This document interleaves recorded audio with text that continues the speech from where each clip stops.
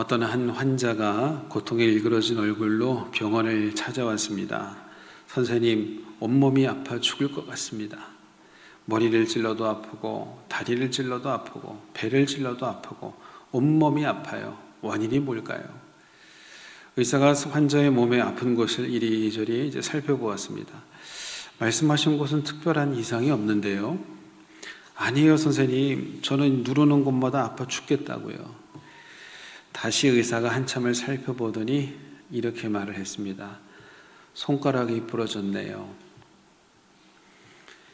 여러분, 우리가 인생을 살다 보면 많은 문제를 만나게 되죠. 그리고 그 문제로 인해서 많은 괴로움을 당하게 됩니다만 사실상 우리 인생의 근본적인 문제는 다른 데 있습니다. 그것이 뭘까요? 죄로 인해서 하나님과의 관계가 끊어졌다는 거예요. 바로 여기에서부터 많은 인생의 문제들이 파생하는 것입니다. 그래서 하나님께서는 이 문제를 해결하고자 이 땅에 예수 그리스도를 보내셨습니다. 그분은 십자가의 죽음을 통해서 우리의 죄를 사하시고 하나님과 우리 사이를 화평케 하셨어요. 십자가가 의미하는 바가 뭐냐? 예수께서 그 십자가의 화목 제물이 되사 물과 피를 쏟으심으로 우리의 죄를 사하셨고 하나님과 인간 사이에 막힌 죄람을 허무셨다는 거예요. 고로 하나님과 우리 사이가 샬롬의 관계로 변화됐다는 겁니다. 그게 구원의 의미예요. 자, 그 예수께서 이 놀라운 일을 행하셨어요. 그러면 우리 인생에 있어서 가장 중요한 질문은 무엇일까? 그것은 바로 예수 그리스도는 누구신가? 라고 하는 질문이에요. 여러분, 예수 그리스도는 누구십니까? 첫째, 그는 보이지 않는 하나님의 형상이십니다. 이 형상이라고 하는 단어가 참 중요한 의미를 갖는데, 형상이라는 게 헬라어로는 에이콘인데 바로 여기에서 영어의 아이콘이 나왔습니다. 우리가 요즘에 아이콘이라는 말을 많이 쓰지요. 보통은 상징이라고 하는 의미로 쓰이는데 이 상징이라는 의미 외에 초상이나 성상이라고 하는 의미도 있습니다. 실제로 교회사를 보면 로마 시대 그 제국 교회 내에 이 성상 숭배의 문제, 아이콘 숭배에 대한 많은 그 논란과 갈등이 있었어요. 이게 어느 정도로 심각했냐면 이것이 바로 성상 숭배에 대한 논란과 갈등 때문에 동서로마 제국의 분열의 원인이 되기도 합니다. 이렇듯 사람들에게 있어서 이 아이콘은 중요한 역할과 의미 부여를 해요. 왜냐하면 사람은 자기가 직접 그렇게 만지고 또 보고 경험하기를 원하거든요. 제가 예전에 필리핀 그 세부라는 곳에 한번 간 적이 있는데 여행을 거기에 가게 되면은요 그 성당 안에 아기 예수상이 있었어요. 지금도 있는지 모르겠습니다. 금으로 만든 아기 예수상. 거기에 관광객들이 몇백 미터를 줄을 서가지고 그거 한번 보려고 들어가는데 거기 들어가기 전에 초를 켜서 불을 밝히고 또 그 아기 예수상을 한번 만져보고 싶은 거예요. 그 예수상을 만지면 복을 받는다는 거죠. 그걸 하려고 그 관광객들이 엄청나게 줄을 서 있는 것을 보았습니다. 사람의 심리가 뭐예요? 그런 거예요. 내가 직접 봐야 돼. 한번 만져봐야 돼. 쓰다듬어 봐야 돼. 또 경험을 해봐야 되는 거예요. 본성상 증거를 필요로 하거든요. 그래서 많은 사람들이 신앙생활을 할 때 털어놓는 고충이 또한 그것이 아니겠습니까? 하나님이 보이지 않는단 말이에요. 그러니까 하나님을 한 번만 보여주면 내가 믿을게 라고 말하는 것입니다. 자, 그러면 그런 분들에게 이 말씀을 드립니다. 여러분, 정말 그토록 하나님을 보고 싶고 하나님이 어떤 분인지를 알고 싶다면 어떻게 하면 될까요? 예수님을 보면 된다는 거예요. 예수님이 바로 보이지 않는 하나님의 형상이기 때문에 그렇습니다. 다시 말해서 예수님을 통해서 하나님을 볼 수가 있고 예수님을 통해서 하나님을 알 수가 있다는 거예요. 예수님은 하나님의 자기 계십니다. 요한복음 1장 18절에 보면 엄청난 말씀이 선포되고 있어요. 본래 하나님을 본 사람이 없으되 아버지의 품속에 있는 독생하신 하나님이 나타나셨느니라. 여러분, 성경에 따르면 하나님을 본 자는 죽는다고 그랬어요. 우리가 여러분 태양을 보신 적이 있습니까? 그 태양조차도 우리가 1분도 쳐다볼 수가 없습니다. 그 빛과 열이 너무 강해서. 하물며 그 태양을 우주 만물을 창조하신 그 하나님을 우리 인간이 어떻게 쳐다볼 수가 있겠어요? 그리고 그 하나님을 어떻게 이해할 수가 있겠습니까? 우리 속에 그 교만함과 오만함을 버려야 돼요. 우리가 이해할 수 있는 하나님은 하나님이 아니에요. 그건 우상이지. 창조주를 피조물이 어떻게 이해할 수 있단 말이에요? 어떻게 볼 수 있단 말입니까? 그건 불가능한 얘기입니다. 그래서 믿는 거예요, 그분을. 그런데 성경에 뭐라고 말한다고요? 아버지의 품속에 있는 독생하신 하나님이 인간이 보고 만질 수 있는 사람의 형체로 나타나신 분이 예수 그리스도라는 거예요. 그것을 말씀하고 있습니다. 두 번째, 예수님은 만물의 창조주이십니다. 15절 하반절부터 17절입니다. 모든 피조물보다 먼저 나신 이시니 만물이 그에게 창조되되 하늘과 땅에서 보이는 것들과 보이지 않는 것들과 혹은 왕권들이나 주권들이나 통치자들이나 권세들이나 만물이 다 그로 말미암고 그를 위하여 창조되었고 또한 그가 만물보다 먼저 계시고 만물이 그 안에 함께 섰느니라. 예수님은 어느 날 갑자기 나타나신 분이 아니고 그분은 창조주로 하나님의 창조사에게 동참하셨던 분이라는 겁니다. 성부, 성자, 성령, 삼위일체 하나님, 영원부터 영원까지 계시는 그 하나님, 그 삼위 중에서 두 번째이신 성부 예수께서 이 세상 만물을 창조할 때 창조사에게 동참하셨어요. 그 하나님이 바로 예수님이라는 겁니다. 그래서 요한복음 1장 1절에 3절에서 보면 태초에 말씀이 계시니라. 이 말씀이 하나님과 함께 계셨으니 이 말씀은 곧 하나님이시니라. 그가 태초에 하나님과 함께 계셨고 만물이 그로 말미암아 지은 바 되었으니 지은 것이 하나도 그가 없이는 된 것이 없느니라. 이 말씀은 오늘날도 그렇지만 당시 유대인들에게 굉장한 그 충격적인 선언이었을 거예요. 왜냐하면 인간 예수를 하나님으로 격상을 시켜버렸어요. 인간 예수를 하나님으로. 그러니까 이 말씀을 듣는 사람의 반응은 두 가지입니다. 하나는 저게 미쳤구나. 저게 미쳤어 드디어. 저 인간 예수를 하나님이라고 부른다고? 정신이 돌았네. 라고 치부해버리거나 그분을 정말 하나님으로 믿거나 둘 중에 하나입니다. 오늘날도 마찬가지예요. 여러분 복음이 이해가 되세요? 하나님이 우리를 구원하시기 위해서 행하신 그 복음의 사건이 이해가 되십니까? 2000년 전의 십자가의 사건이 오늘 나를 구원한다는 사실이 여러분 납득이 되시냐고요? 납득하기 어렵죠. 그래서 그것이 하나님의 은혜고 믿음의 단계로 우리가 설명되어질 수 있는 일들이에요. 그런데 성경은 분명하게 말씀하고 있습니다. 예수께서 모든 피조물보다 먼저 나신 분이고 하나님의 창조사에게 동참하셨던 삼위일체 하나님이라고 선언을 하고 있어요. 세 번째, 예수님은 교회의 머리십니다. 오늘 본문 18절 상반절입니다. 그는 몸인 교회의 머리시라. 여기 그리스도와 교회와의 중요한 관계가 비유적으로 설명이 되어 있는데 예수 그리스도가 교회의 머리라는 거예요. 예수 그리스도가 교회의 머리다. 신앙생활 할 때 여러분 이 사실을 꼭 기억하셔야 돼요. 예수님이 교회의 머리예요. 그 뜻은 뭐예요? 이 교회를 다스리는 것은 예수님이라는 거예요. 예수님의 말씀. 그러면 몸은 무엇일까요? 이게 바로 교회입니다. 교회가 그리스도의 몸.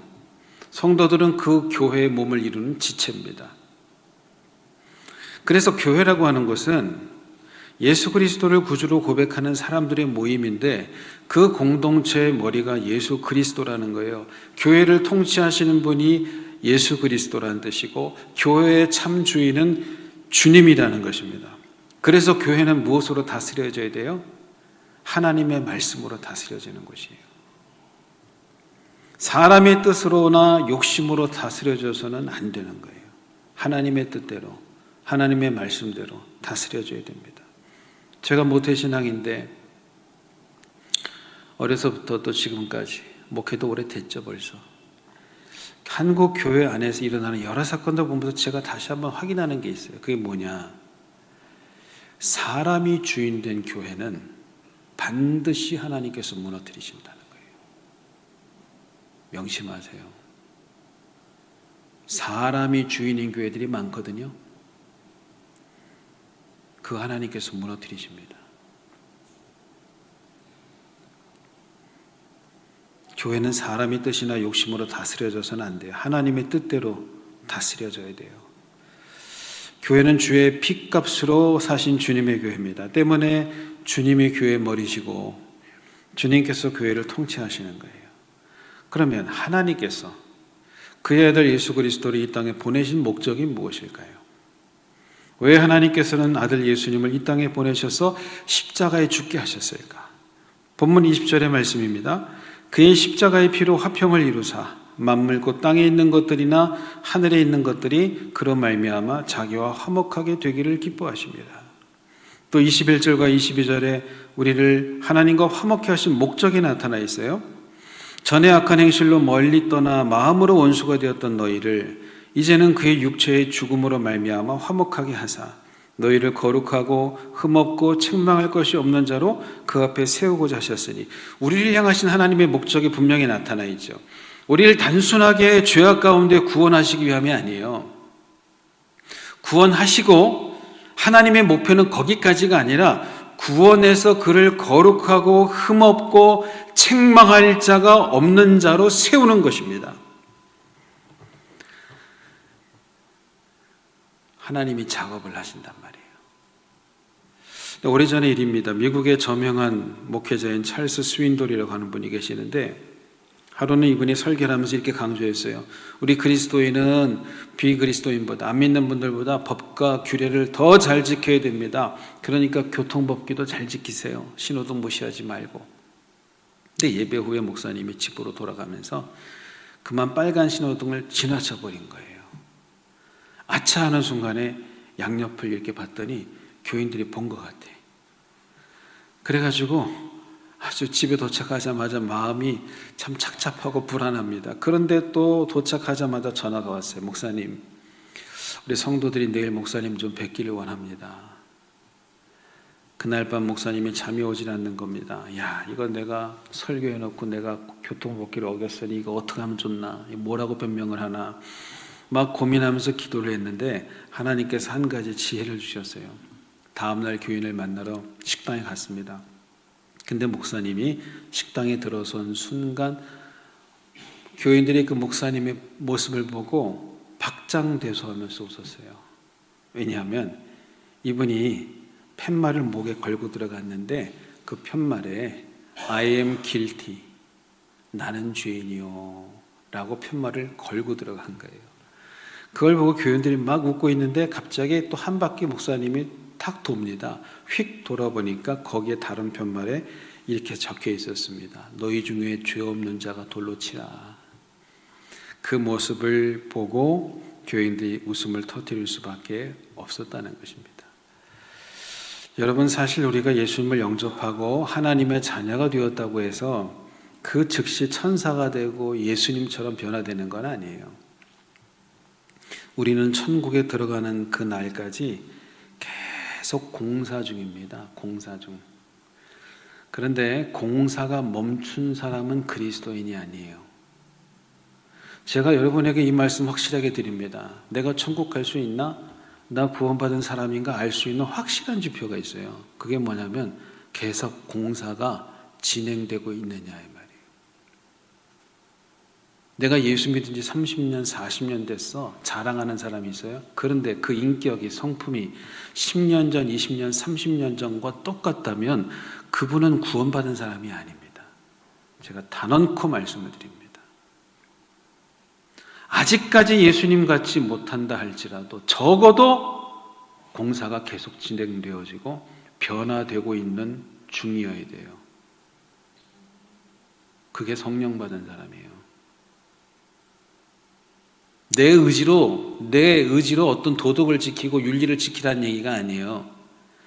예수 믿고 고백한 순간 성령이 내 안에 오셔서 그 하나님의 영이 내 속에서 역사하기를 시작하는 것을 내가 느끼고 경험하고 있다면, 하나님의 간섭하심과 개입하심과 인도하심을 느끼고 있다면 그는 하나님의 영을 모시고 사는 사람이다 그 말이에요. 진짜 무당이 뭐가 다른지 아세요? 귀신이 그 속에 들어가서 역사하는 게 용한 무당이에요. 공부한 무당은 가짜. 점괘를 치는데 계속 틀려. 왜? 신이 없거든요.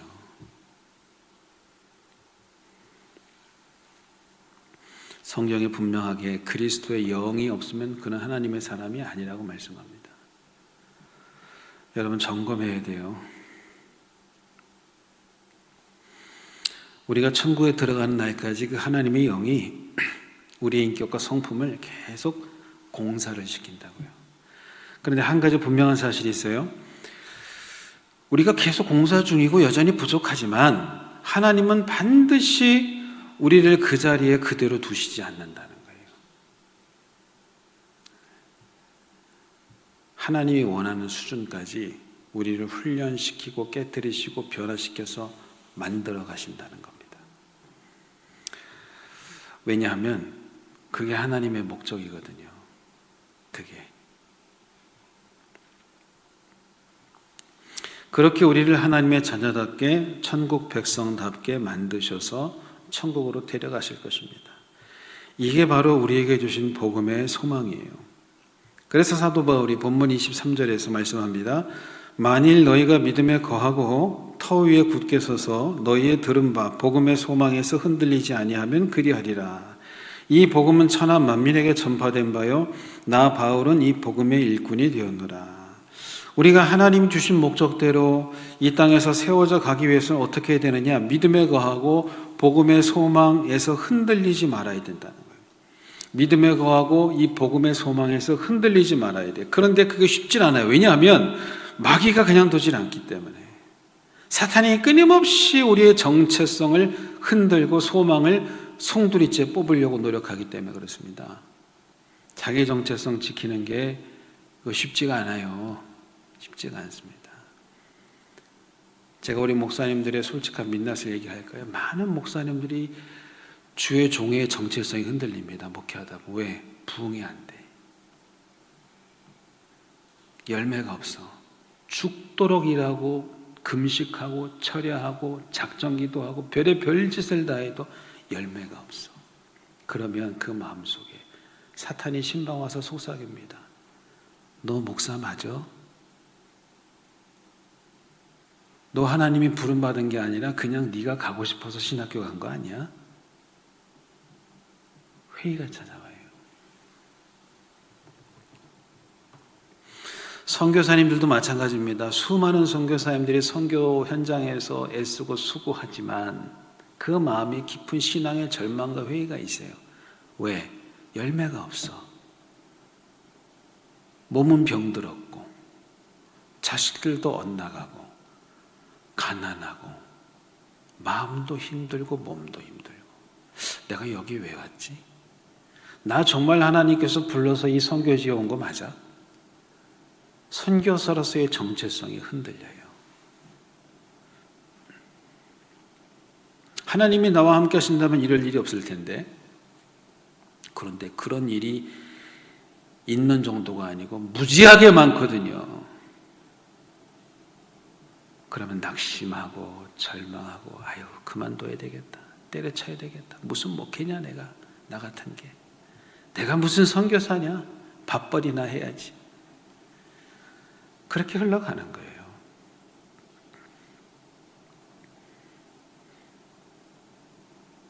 저는 그 고민을 해야 된다고 봅니다.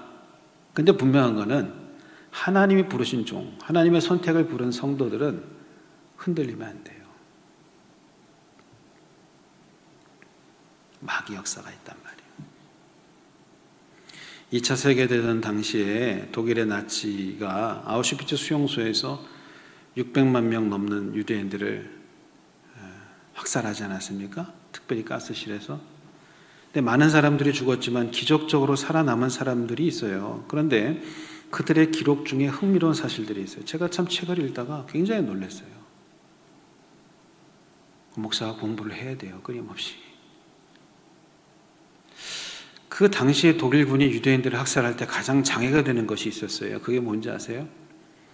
독일군에게 남아있는 인간의 양심이었어요. 아무리 군인들이지만, 아무리 상부의 지시에 복종해야 되는 그 군인들이지만 그 죄 없는 유대인들을 죽인다는 게 쉽지 않은 겁니다. 어떻게 인간이 인간을 이렇게 잔혹하게 죽일 수 있을까? 그 양심이 작동하는 거예요. 그 쉽게 명령에 복종하기가 어려운 거예요.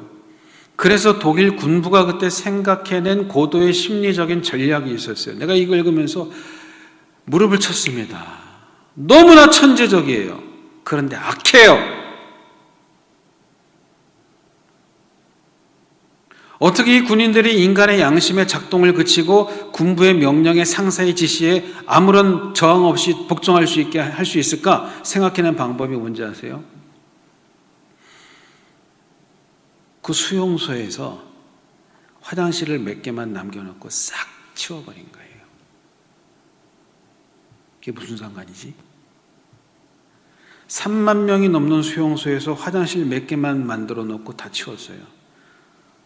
그러다 보니까 어떻게 됩니까?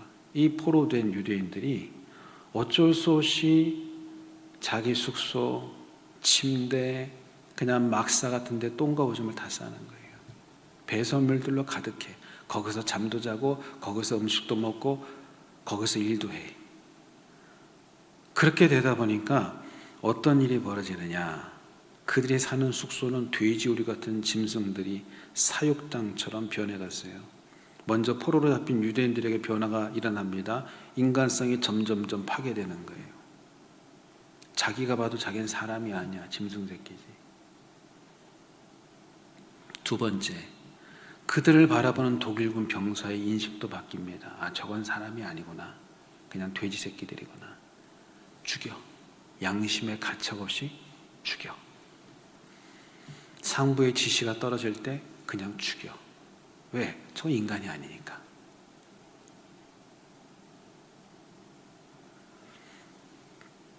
이전보다 훨씬 더 쉽게 그들을 죽일 수 있었다는 거예요.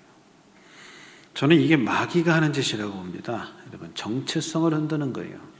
하나님의 형상을 담은 고귀한 인간을 짐승으로 만드는 거예요. 오늘도 마귀가 동일하게 역사합니다. 우리는 하나님의 아들이신 예수 그리스도께서 피를 흘려 사신 고귀한 존재예요. 우리 안에 영원한 복음의 소망이 있습니다. 나는 하나님의 자녀예요. 천국 백성이에요. 이 정체성을 가지고 살아가는데 이걸 많은 시련과 어려움과 환난과 핍박을 통해서 흔들어 버려서 마귀의 종으로 만들려는 것입니다. 제가 그 고비가 없었겠어요? 목회하면서? 어마어마하게 많았죠.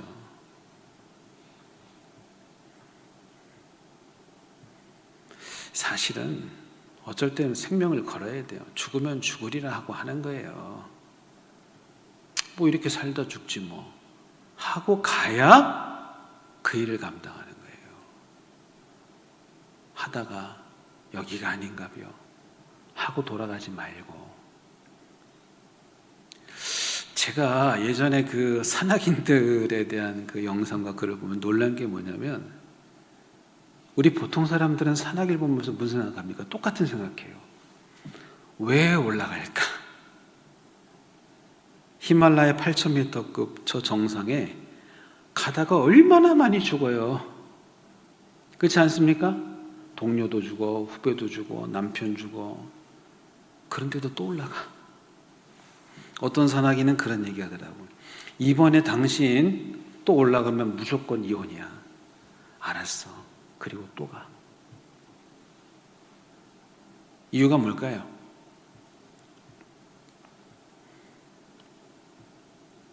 제가 그분의 이름을 잊어버렸는데 에베레스트 등정한 유명한 산악이 있습니다. 왜 산에 오르십니까? 그랬더니 산이 거기 있기 때문에. 또 수많은 산악인들이 이런 고백합니다. 산을 오를 때 나는 살아있다는 걸 느낍니다. 산을 오를 때 나는 살아있는 걸 느낍니다. 나는 그거를 비유적으로 말합니다. 그걸 사명이라고 봐요. 사명이 뭔지 아세요? 그걸 행할 때 내가 살아있는 걸 느껴. 살 재미가 나. 기뻐. 행복해. 남들은 그걸 보면서 어떻게 그렇게 사냐고 말하는데 나는 행복하다고. 그게 사명자예요.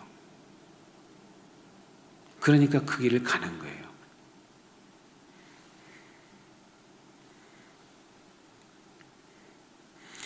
여러분, 목회자나 선교사 얘기가 아닙니다. 여러분 다 예수님 믿잖아요. 여러분 다 예수님을 믿은 하나님의 자녀이잖아요. 그렇죠? 여러분 안에 영원한 복음의 소망이 있습니까? 여러분 안에 하나님의 자녀로서의 정체성이 있습니까? 그렇다면 그걸 지켜야죠. 그 안에 거해야죠. 마귀가 여러분들을 아무리 그 정체성을 흔들고 여러분을 시련과 유혹으로 빠뜨리려 하더라도 거기에서 흔들리면 안 돼요. 치열한 영적 전투를 통해서라도 반드시 승리해야 됩니다. 전투는 있을 수밖에 없는 거예요. 우리가 수없이 경험하지 않습니까? 여러분, 흔들리지 않고 믿음의 길을 간다는 것은 불가능한 거예요. 이거 한 가지는 잊지 마십시오. 잠시 흔들리는 거는 괜찮아요. 중요한 거는 흔들려도 믿음의 길에서 떠나면 안 된다는 거예요.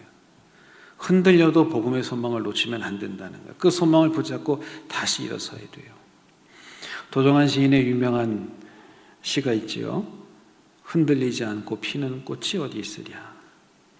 그 세상, 이 세상 그 어떤 아름다운 꽃들도 다 흔들리며 피었나니, 흔들리면서 줄기를 곧게 세웠나니 흔들리지 않고 가는 사랑 어디 있으랴. 젖지 않고 피는 꽃이 어디 있으랴. 이 세상 그 어떤 빛나는 꽃들도 다 젖으며 피었나니, 바람과 비에 젖으며 꽃잎 따뜻하게 피었나니 젖지 않고 가는 삶이 어디 있으랴. 흔들리지 않고 피는 꽃이 어디 있어요? 피지 않는 꽃이 어디 있어요? 흔들리지 않는 사람 어디 있어요? 그건 가짜예요. 다 흔들리면서 가는 거예요. 믿음의 여정도 마찬가지입니다. 다르지 않아요. 믿음과 소망의 아름다운 꽃도 흔들리고 젖으면서 피는 것입니다. 다만 어떤 일이 있어도 믿음의 터 위에서 복음의 소망에서 떠나면 안 돼요. 돌아온 탕자와 같이 죄를 지어도 재산 탕진해도 아버지 별 면목이 없어도 아버지께 가야 돼요. 아버지께 가야 돼. 아버지 또 왔어요. 이번에 아주 엉망진창입니다. 아주 넘어지고 자빠지고 죄도 많이 졌는데 아버지 저 또 왔습니다. 만일에 거기에서 우리가 돌아온 탕자에 복음의 정수가 있어요. 그 아버지가 둘째 아들을 보고 야 이놈의 새끼야, 네가 사람이냐? 아버지 재산 다 탕진하고 주색 자켓 다 탕진하고 네가 무슨 면목이 있어서 나한테 와? 호적을 파버렸다 이놈아. 썩어져. 그랬다면 할 말이 없죠. 팩트니까. 그러나 예수님이 말씀하는 건 뭐예요? 그 아버지가 두 팔을 벌려서 죽었던 내 아들이 살아왔구나. 잔치를 벌여라. 그 손에 가락지를 끼워라. 죽었던 내 아들이 살아왔도다 하고 잔치를 벌이잖아요. 그게 하나님 아버지의 사랑이라는 거예요. 근데 마귀는 죄책감을 주고 정체성 흔들어서 야, 너 돌아가도 안 돼. 네가 한 짓을 생각을 해야지. 아버지가 너 받아줄 것 같아? 안 돼, 안 돼. 그냥 죽어 여기서. 그게 깔끔하다. 그게 마귀의 속삭임이라고요. 잘해도 아버지께 가야 되고 못해도 아버지께 가야 되고 실수하고 죄를 지어도 뻔뻔하게 아버지한테 가야 돼요. 아버지 저 왔어요. 그러면 하나님 아버지께서 다시 우리를 받아준다. 그게 복음이에요. 여러분 어떤 일이 있어도 이 십자가의 은혜에서 떠나지 마세요. 하나님의 집, 하나님의 몸, 이 그리스도의 몸이 교회를 떠나지 마십시오. 무조건 와야 돼요. 그리고 그 복음의 소망 안에 거해야 됩니다. 그렇게 자신의 믿음을 굳게 지키고 복음의 소망을 붙들고 살아갈 때 우리는 마침내 하나님의 나라 천국에 다다르게 될 것입니다.